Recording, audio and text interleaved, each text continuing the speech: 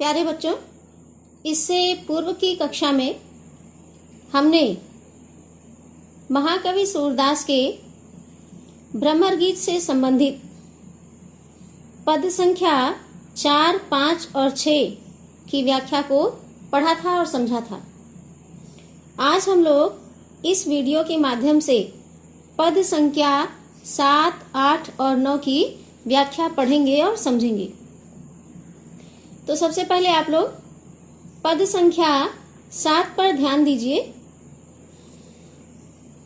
उधव जोग जोग हम नाही,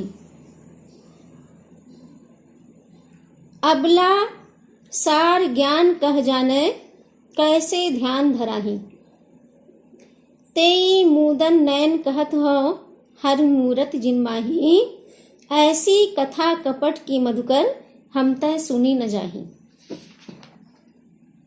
श्रवण चीर सिर जटा बताओ ये दुख कौन समाही, चंदन तज अंग भस्म बतावत विरह अनल अति दाही, जोगी भ्रमत जाहि लग भूले सो तो है अपमाही, सूर श्याम तय न्यारी न पलछिन जो घटतय परछाही।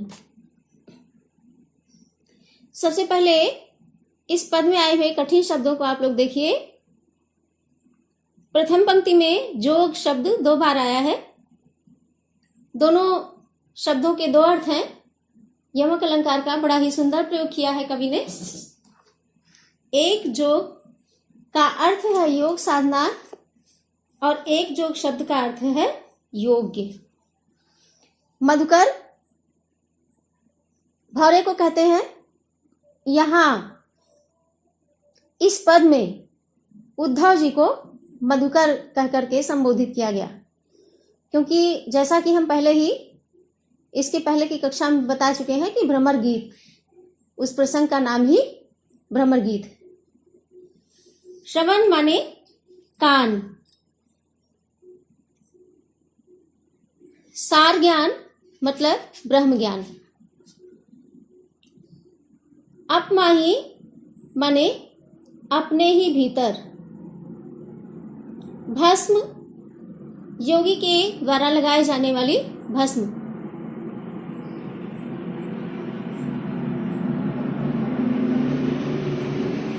जिसका प्रयोग वह योग साधना के समय करता है।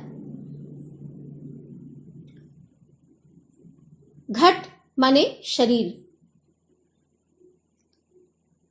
तो इस प्रकार से कठिन शब्दों के अर्थ आपको बता दिए गए। अब आप लोग व्याख्या पर ध्यान दीजिए। उधव जोग जोग हम नाही। गोपियां उद्धव जी से कह रही हैं, क्योंकि उद्धव जी बार बार निर्गुण ब्रह्म की साधना का उपदेश दे रहे हैं गोपियों को, उसी की रट लगाए हुए हैं। इसलिए गोपियां उद्धव जी से कह रही हैं, हे उद्धव, हम अबला हैं और हम योग साधना के योग्य नहीं हैं। हे उद्धव जी, जिस योग साधना की चर्चा आप हमसे कर रहे हैं, उस योग साधना की योग्यता हमारे भीतर नहीं, हम योग साधना के योग्य नहीं हैं। अबला सार ज्ञान कह कैसे, अबला सार ज्ञान कह जाने कैसे ध्यान धराही। हम अबला हैं, तो हम जैसी अबलाओं को, जो कि श्री कृष्ण के प्रति समर्पित हैं, जो श्री कृष्ण के अतिरिक्त अन्य किसी को जानती नहीं है, ऐसी हम अबलाओं को तुम जिस निराकार और निर्गुण ब्रह्म का उपदेश दे रहे हो, हम उसका ध्यान किस प्रकार करें, कैसे करें। हम योग साधना के योग्य नहीं है। तेई मूदन नयन कहत हो हरि मूरत जिनमाही। तुम हमसे अपने नेत्रों को बंद करने की बात कहते हो।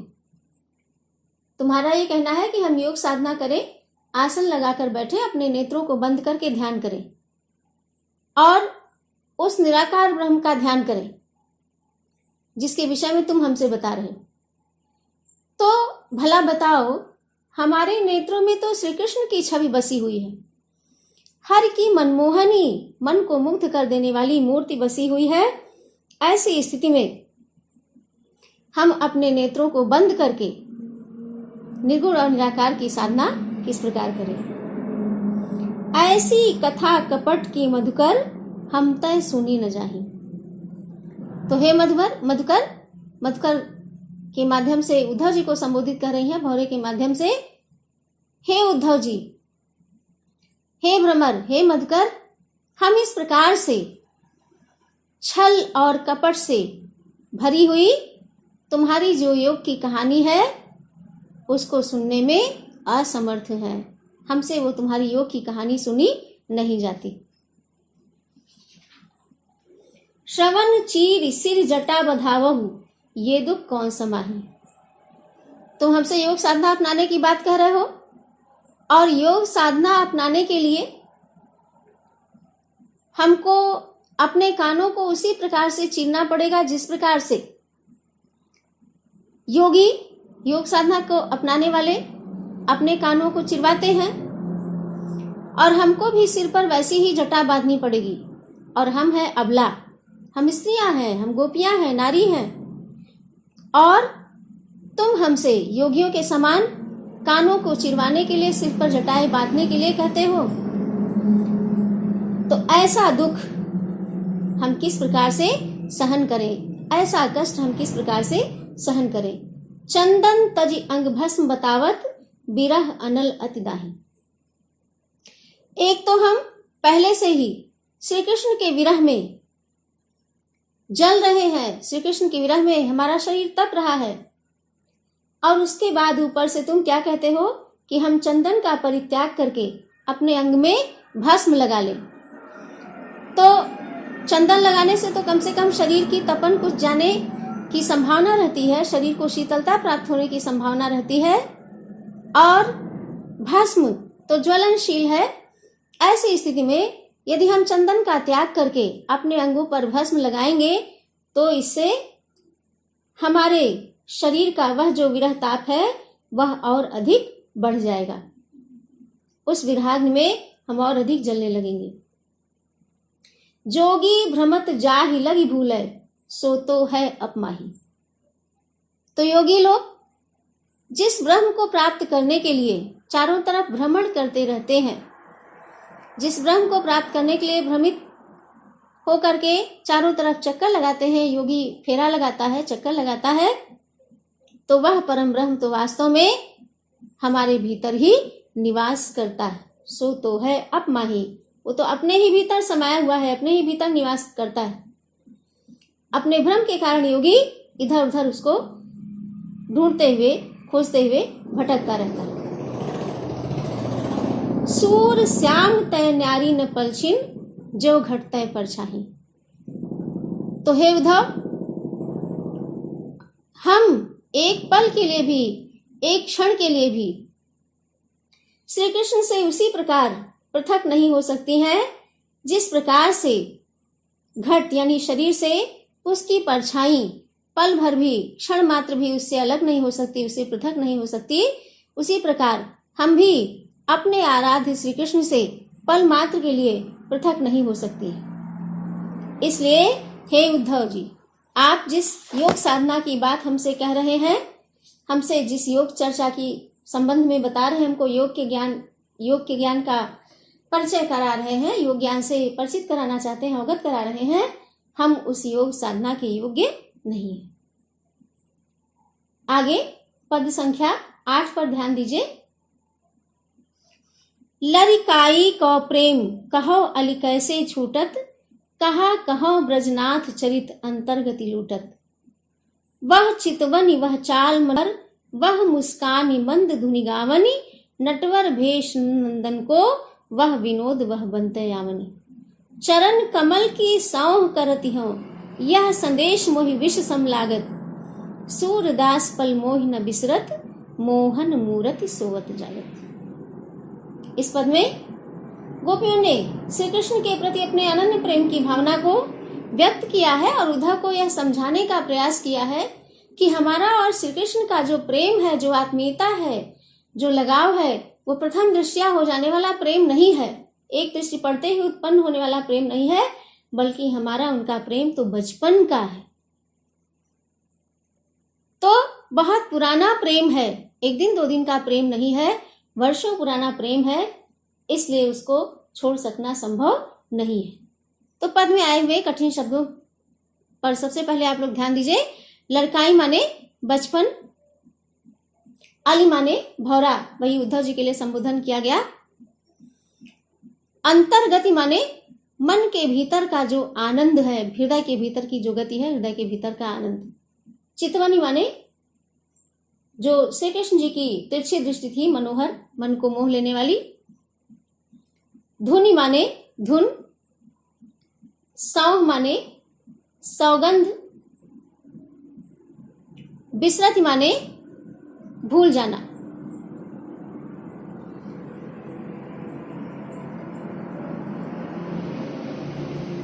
लरिकाई को प्रेम कहो वाली कैसे छूटत। हे उद्धव, श्री कृष्ण से हमारा प्रेम एक दो दिन का नहीं है, बल्कि वर्षों पुराना लड़काई का, बचपन का प्रेम है। बचपन से ही हमारे उनके बीच का प्रेम चला रहा है, तो फिर यह इतनी आसानी से छूटने वाला नहीं है। कैसे इस प्रेम को छोड़ा जा सकता है? इस प्रेम को छोड़ सकना संभव नहीं है। प्रेम छुड़ाए छूटने वाला नहीं है। कहा कहो ब्रजनाथ चरित अंतर्गति लूटत।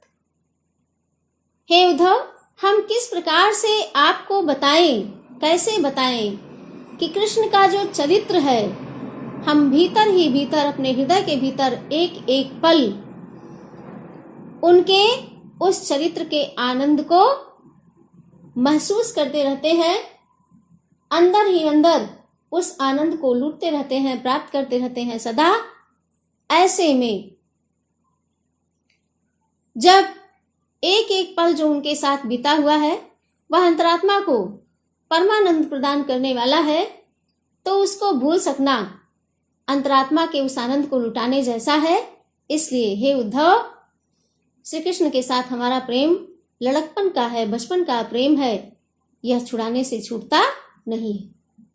वह चितवनी, वह चाल मनोहर, वह मुस्कान मंद धुंगावनी। आगे श्री कृष्ण जी के सुंदर रूप, उनकी सुंदर मनभावनी चाल आदि के संबंध में बता रही गोपियां कहती, वह चितवनी, वह जो उनकी तिरछी दृष्टि थी, स्नेह से भरी हुई जो तिरछी दृष्टि थी, वह चाल मनोहर, वह जो उनकी मन को हर लेने वाली मनोहर चाल थी, मन को मुग्ध कर देने वाली चाल थी।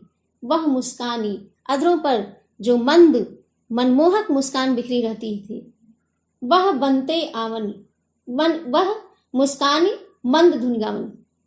तो वो मुस्कान और बांसुरी बजाते समय जो उसकी मंद ध्वनि थी, बांसुरी की जो मधुर मंद ध्वनि थी, और जिसको सुन करके हृदय में एक प्रकार से गान उत्पन्न होने लगता था, हृदय मधुर स्वर से भर जाता था उस बांसुरी के।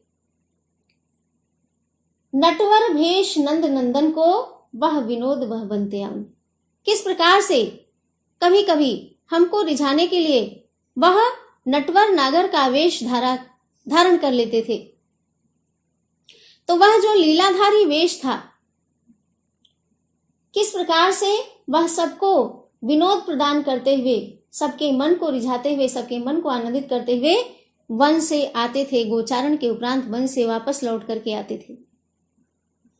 वह सब कुछ हमको अंदर ही अंदर, वह जो लीला है, वह जो आनंद है, लीला का आनंद है, भीतर ही भीतर हम उसके आनंद को लूटते रहते हैं। ऐसे में हमारा उनका प्रेम लड़कपन का है, बचपन का है, वह छुड़ाए से छूटता नहीं है। चरण कमल की सौह करत हो, यह संदेश मोहि विषम लागत। तो एक पल के लिए भी चूंकि वो हमको भूलता नहीं है, तो हम उन्हीं श्री कृष्ण के चरण कमलों की सौगंध खा करके आपसे कह रहे हैं, उन्हीं के चरण कमलों की शपथ करती हूँ, शपथ खाती हूँ कि यह जो तुम्हारा योग का संदेश है, ये सुनने में हमको भयंकर विष के समान दुखदाई लग रहा है। सूरदास पल मोह न बिसरत, मोहन मूरत सोवत जागत।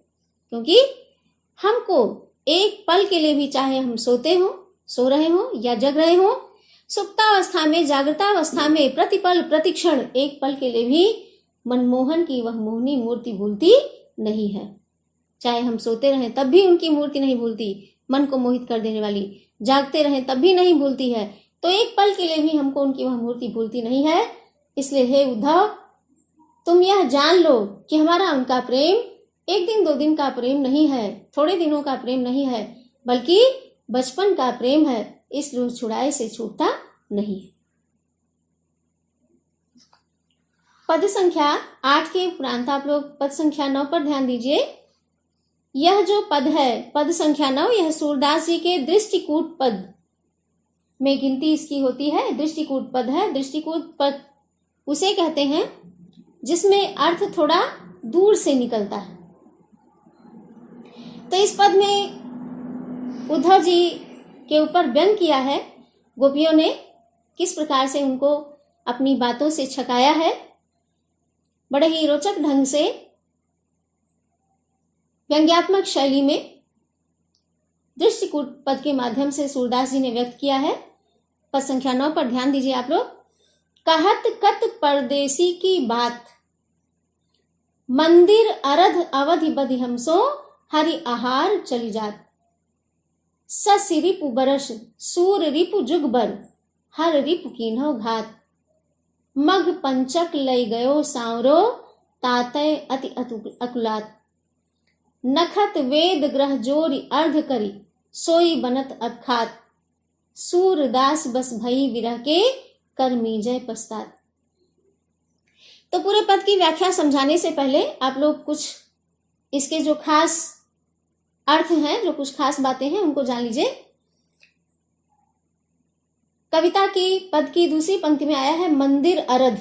मंदिर घर को कहते हैं, मंदिर घर का पर्यायवाची है, और घर का जो आधा भाग है वो पाक कहलाता है। ठीक इसी प्रकार से महीने का जो आधा भाग है उसको भी पाक पक्ष कहते हैं, जिसका तद्भव रूप पाक है। पुनः ध्यान दीजिए, हरि आहार। हरि शब्द के कई अर्थ होते हैं, उसमें से एक अर्थ है शेर। शेर का आहार यानी कि मांस। तो यहां हरि आहार से मतलब मांस, यानी मास माने महीना भी होता है, उसके संदर्भ में है। आगे की पंक्ति पे ध्यान दीजिए। ससि रिपु, ससि माने चंद्रमा, रिपु माने शत्रु। चंद्रमा का शत्रु यानी दिन। सूर रिपु, सूर यानी सूर्य, रिपु माने शत्रु, सूर्य का शत्रु यानी रात। हर रिपु, हर माने शिव जी महादेव, और उनके शत्रु कौन है? कामदेव। तीसरी पंक्ति के उपरांत चौथी पंक्ति में जो दूर का अर्थ है उसके संबंध में पहले से थोड़ा जान लीजिए, तो व्याख्या समझने में आसानी रहेगी। मघ पंचक, कई नक्षत्र होते हैं। अपने यहाँ ज्योतिष शास्त्र में बहुत सारे नक्षत्रों की चर्चा की जाती है, उसी में से एक नक्षत्र है मघा। तो मघा नक्षत्र का जो 5वां दिन होता है उसका नाम है चित्रा। चित्रा मतलब चित्त यानी मन। तो मघ पंचक मतलब मघा नक्षत्र का 5वां दिन, अर्थात चित्रा यानी चित्त यानी मन। पुनः जो अगली पंक्ति है उस पर ध्यान दीजिए। नखत वेद ग्रह जोरी अर्ध करी। जितने नक्षत्र हैं, जितने वेद हैं, जितने ग्रह हैं, उनको सबको जोड़ करके उसका आधा कर देना। तो नक्षत्र 27 हैं, वेद 4 हैं, ग्रह की संख्या 9 है। तो 27 धन 4 धन 9 मिलाकर के होता है 40। फिर अर्ध करी यानी उसका आधा कर लिया जाए, 40 का आधा यानी 20। 20 मतलब विष।